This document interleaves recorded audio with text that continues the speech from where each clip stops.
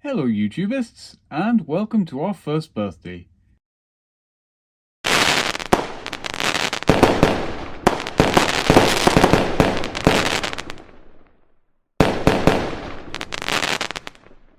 Yes, the channel is now 1. We were going to celebrate by showing you clips from the past year. A sort of year in review, if you will. But that's the sort of thing that is usually done around the New Year period. So instead, I thought it would be fun, or we thought it would be fun, to take a look at full suspension mountain bikes. Or, if I were in the market today, what would I buy? So, with that to look forward to in this episode, let's run the titles. Oh, hang on, I nearly forgot. To celebrate our survival to becoming yearlings, we made a new intro video. We hope you like it. My name is Gary. Welcome to One by Bikes.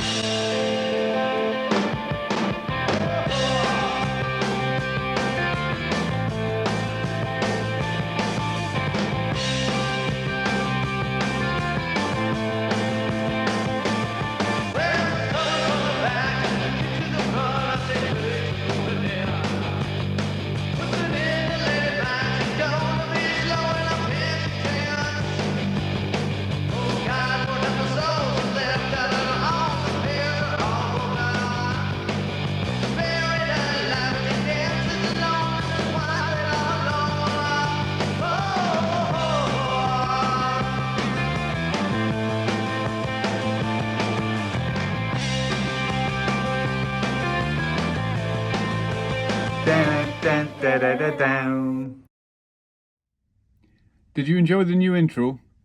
If you did, say so in the comments. Also, if you recognize the band or the song, please let me know. I've been trying to find out who they are for about 30 years. Anyway, new bikes of the full bouncy variety coming up. Before we start, we need to lay some ground rules here. Otherwise, we'll end up with some outrageously beautiful and expensive bikes from a boutique brand that you would be afraid to take anywhere near a trail. So, rule number 1, the bike has to represent value for money. That's not to say that it has to be cheap, because let's face it, it's not going to be cheap. Bicycles are not the cheapest things in the world, and mountain bikes are more expensive than Renaissance art.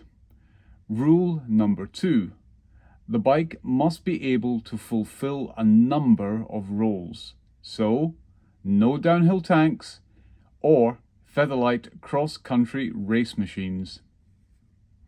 In short, we are looking for a bike that is capable of doing just about everything. It doesn't need to be brilliant at everything, but it needs to do it well. Well, that should be easy enough then. The third and final rule, the bike has to be currently available for purchase today. So, no vintage Cannondale Good Boys or custom-made one-off specials. Actually, I think the custom-made specials would fall down on rule 1 as well. They do tend to be of the pricey. I think also, as I'm choosing, it can't be a propane. Yes, I fancy a new bike. I'll buy exactly the same one as I already have. Yeah. Somehow I think not. So, with those rules in place, and with steadfast determination not to break them, let's look at some bikes. First up, a bike from the winner of the Budget Hardtail episode. You remember that one? The Canyon Stoic was my choice for a budget hardtail, and from Canyon we have the Canyon Spectral 125. As Canyon is a direct-to-consumer brand, we can expect them to be reasonably priced. This particular offering from Canyon isn't just competitive in its pricing, it's fiercely competitive. At €1 under €2,000, Certainly on price, this is going to be very hard to beat. Allow me to put it another way. This complete bike costs less than SRAM's new XX drive system. So, for the price of a set of gears, you can have a complete bike. Not quite sure what to make of that. Probably that the new XX system is on the pricey side. So for a whisker under €2,000, what do Canyon give you? Well, you get the same alloy frame that comes on the €3,500 Fabio Wibner signature model. Actually, that should be Wibner. He is a German. Is he? Is he German or Austrian? He speaks German. Fabio Wibner. Struggling with this one. Fabio Wibmer. Fabio Wibmer. There we go. Sorry, Fabio, if you're out there. You are out there somewhere, but you're probably not watching this. You've better things to do with your time, like being good on a bike. Right. It's the same frame that comes on the Fabio Wibner signature model. But that is where the highlights end. To be able to offer a bike at such a low price, and that is really low, Canyon went for a rummage through the cut price bits bin. Now don't get me wrong, the componentry from Shimano isn't bad, not by any means. Shimano components perform well no matter what the price level. The gears shift positively without vagueness, and the brakes, well, if you pull on the brakes, the bike will stop. Possibly rather more quickly than you'd expected, but hey, that's Shimano for you. Anyway, as you pick yourself up off the ground and dust yourself off, you can admire the length of the skid mark your front wheel made as you gently touch the front brake. Forever after, you'll remember that Shimano brakes are either off or on. It's the same story with the drivetrain. The Shimano Dior group set is an excellent choice for those on a budget. The parts are a little heavier than Shimano's more expensive offerings, but they more than do the job. Just, without the finesse. Think of it like this. The difference between the Shimano Dior and XT group sets is like sandwiches. One is a sandwich made by your mate Dave, the other is a sandwich made by Gordon Ramsay. Both of them are going to leave you feeling less hungry, but only one of them will give you a satisfactory smile. The Dior will shift well. The XT will feel good as it shifts. RockShox suspension components support the bike and will certainly do the job until you decide to upgrade them. Same with the wheels. Depending on when you order and what they have in stock at the time, Canyon will supply you with a decent set of wheels wrapped in Maxxis rubber. The bike spec here has the dissector tires fitted indeed. I have these on my bike, but I will not be replacing them with the same thing. If I were to buy this bike, changing the tires is the first thing that I would do. I would replace with something like Continental Argotals. And get the dissectors onto eBay as quickly as possible. To summarize, the Canyon Spectral 125 is a good full suspension budget mountain bike. Though, is it the best of the budget bikes? Enter the Polygon Siskiyou. Now, while Polygon may not be a brand that you have heard of, they've been making bikes for well over 30 years. Now, while longevity may not speak to quality, I have it on good information that they also make frames for some larger, well-known brands. The Polygon Siskiyou is also the darling of many MTB journalists. It frequently garners praise on group tests. While it may not win the test outright, it is almost always singled out for special merit. The Siskiyou T7, I presume that the T stands for trail and not Tyrannosaur, sports a nearly identical parts package as the Canyon. But where the Canyon runs on Shimano brakes, the Siskiyou has Tektro brakes instead. I will be honest with you when I say I have little knowledge of Tektro brakes. The kids' Treks came fitted with them, and while they are a budget brake, the kids have never had any problems. Though, if you go onto the internet, opinion seems to be divided. The owners of Tektros say that they are fine, they just need a little harder pull. To some people, this is called modulation. The harder you pull on the lever, the faster the bike stops. I like this a lot. Being a bit of a non-expert when it comes to braking, I like to be able to comfort brake when needed.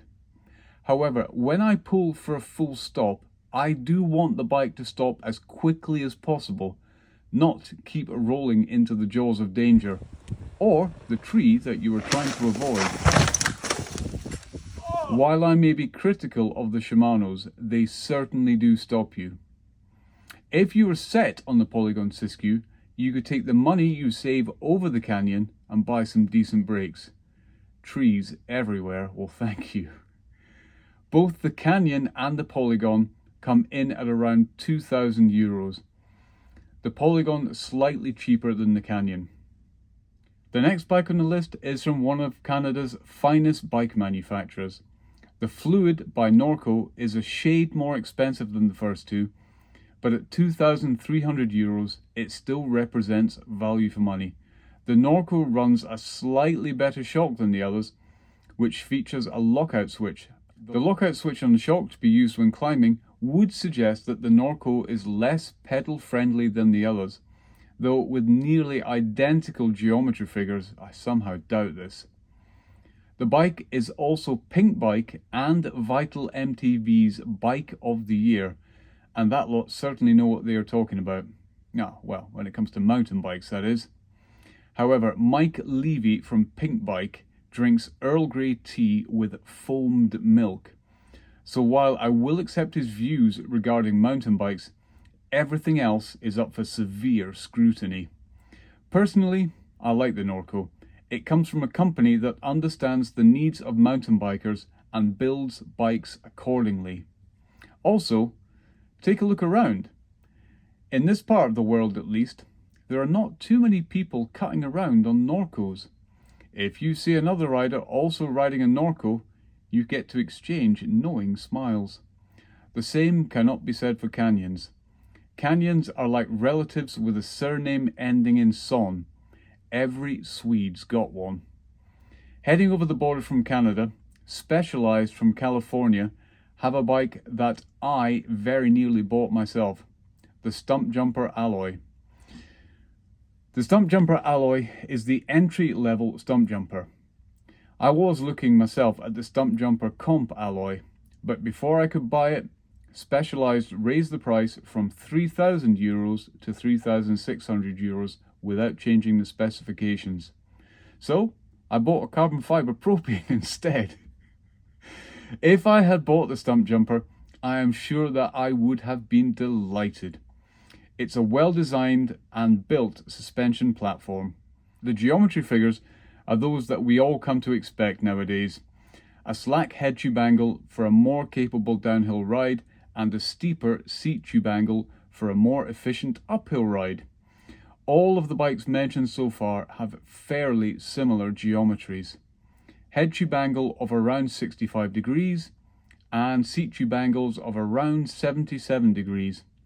Again, with the Specialized, the frame is shared by its more expensive namesakes, and the multi-link suspension system is one of the best on the market. It's not as good as the Pro 10 system used by Propane, but the Specialized system wasn't designed by an aerospace engineer. Well, at least I don't think it was. The Specialized is one hell of a machine, and with the ability to be upgraded if and when you choose. It is worthy of its place on this list.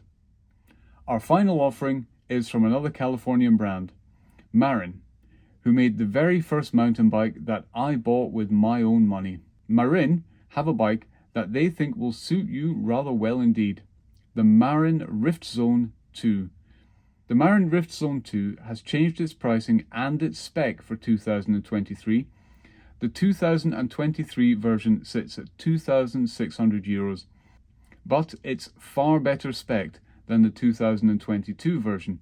The 2022 version has almost the same specifications as the other bikes on the list. It runs the same RockShox fork and shock, the same Shimano drivetrain and brakes. Most of these bikes have in-house saddles, bars, grips, etc. The larger companies like Specialized have in-house wheels as well.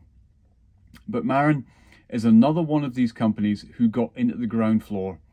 There are two schools of thought as to where mountain biking started. Some people say it was around the North Shore of Vancouver, British Columbia. Others claim it was in Marin County, California. Marin launched their first mountain bike way back in 1986 and have been a reputable bike builder ever since. The Rift Zone is no exception. For the 2022 model, Marin gave the Rift Zone a slacker head tube angle to keep it up to date with its competitors. Excuse me. Marin has always offered its customers great bikes at sensible prices. Personally, I would fork out the extra money and get the 2023 model. The Marzocchi fork on the newer model, to my mind, is preferable to the bargain basement RockShox. All of these bikes run pretty identical parts, and it's no surprise to see the same components on all of these bikes. When bikes have been built at this price level, the choices available are a little limited. The Marin with its Marzocchi fork is the standout for me as far as bolt-on goodies are concerned. Other than that, any of these bikes would make a good first purchase. But let's have a look at them in action before we come to a conclusion.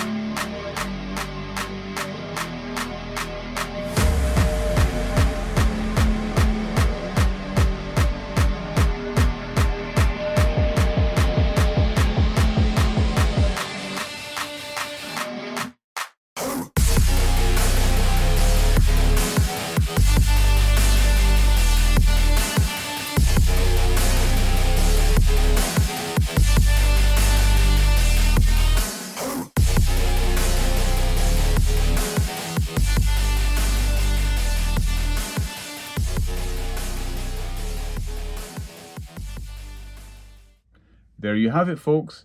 Fun can be had for a not immodest financial outlay. To my mind, there are two bikes which I would consider before the others.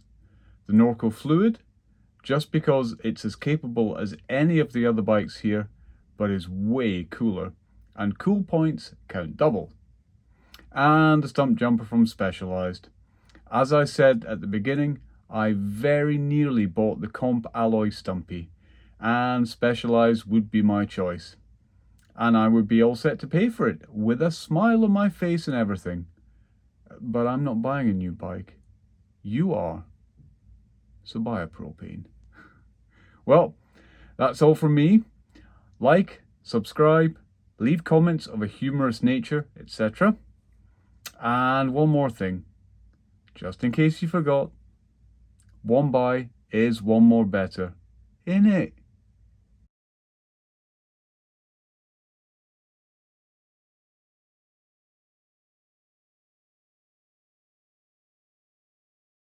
I cooked it, so it's not perfect. But with children. Happy children, happy wife, And happy you, Mum and happy me. Good day mountain biking. Yes. Favorite bit? Everything. It was Everything. Really fun, except for going up the chairlift because it was a bit. It was a bit cold on the chairlift today, which is why we all had long sleeve t-shirts on. And But Thunderbolts. good jumps, good fun. Yeah. Some people terrified themselves more than they wanted to be terrified. But this is the end of a really happy day. Good food, good company, and a glass of wine. It's not Colourpop, that is wine. Right. I guess that will do, and we'll eat food.